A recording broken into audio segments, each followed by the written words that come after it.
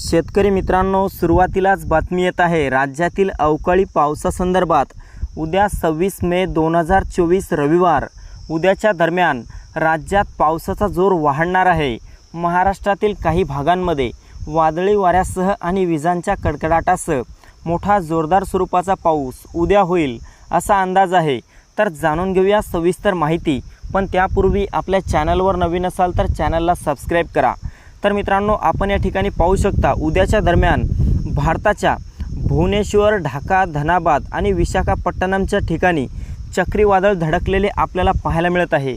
या राज्यांमध्ये भयंकर ढगफुटीसारखा पाऊस होणार आहे। महाराष्ट्राची परिस्थिती पाहायची झाले तर महाराष्ट्रात देखील काही भागांमध्ये मोठा पाऊस असेल। यामध्ये मध्य महाराष्ट्रातील पुणे, सातारा, सांगली, कोल्हापूर, सोलापूर, पंढरपूर आणि अहमदनगरच्या सर्वत्र परिसरामध्ये मोठा जोरदार पाऊस उद्याच्या दरम्यान झालेला पाहायला मिळेल।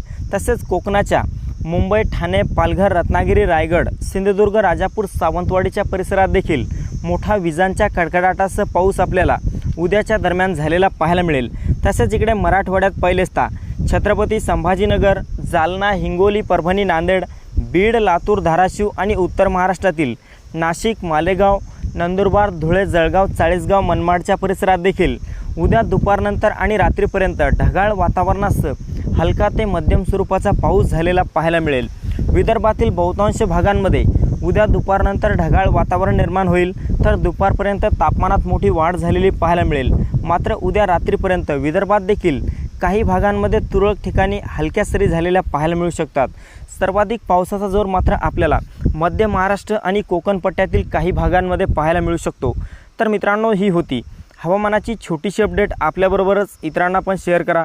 व्हिडिओला लाईक, चॅनलला सबस्क्राईब करा। धन्यवाद।